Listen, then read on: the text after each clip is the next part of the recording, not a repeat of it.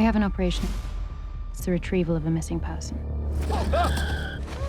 It's the height of the Cold War. We've just had the Cuban Missile Crisis, and a nuclear scientist is abducted, so the stakes are immediately very high. Are we calling it an abduction or a defection? Unexplained absence.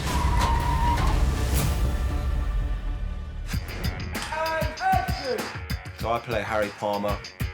We meet him in Colchester military prison, where he's being held on account of dealing contraband across Europe. And Harry meets Dolby, who runs a secret intelligence unit not affiliated with MI5 or MI6, working on their own terms.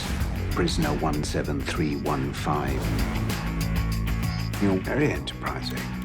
Until I got caught. We pull Harry Palmer out and say, if you can do this one job for us, then maybe you'll be free. So I've got him on a leash. Okay, no one's actually told me what I'm doing here. Sign and date each page of the act. There's a good chap. If you don't sign, Alice will send you back where you've come from. If you do sign, I'll take you for lunch. Harry is working class, salt of the earth, quite a charming bloke.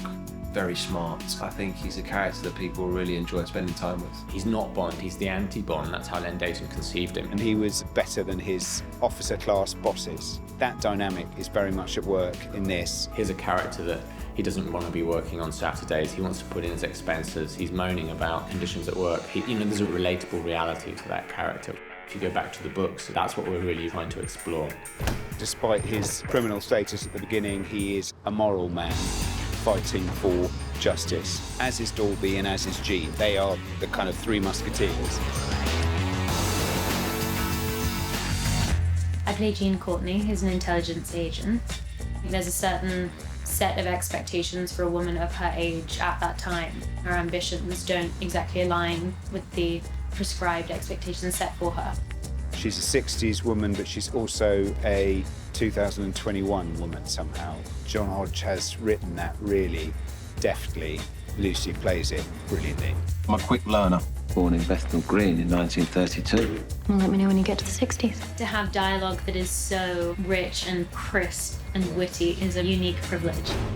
Harry Palmer is this working class hero fighting against the establishment, but rather than fighting it with anger, he fights it with a kind of sense of humour. John's really captured those tones for all the characters. They're very, very witty. Do you always bring a gun to a funeral? Don't you? Through the scripts, we've got a very rich tapestry of a journey for this character. James and I were always referred to it as a big 3D jigsaw puzzle. It's a global show, and we track our journey through this maze. We go from London, Berlin, Beirut, Pacific Atoll. This is a globe-trotting world. It is me who ties all this together. Berlin is the epicenter of everything that happened in the 20th century, really. In that post-war period, Checkpoint Charlie became a symbol of the Cold War. I want it to have a scale, a size to it. It will be stylish, 60s, bright colours, heavy contrasts, with a healthy dollop of sass. It's sexy, it's real. We've got these very three-dimensional, well-rounded characters, but we're in this very rich world. It's going to be a lot of fun, a lot to look forward to. What on earth do you think you're doing? I thought for a moment I was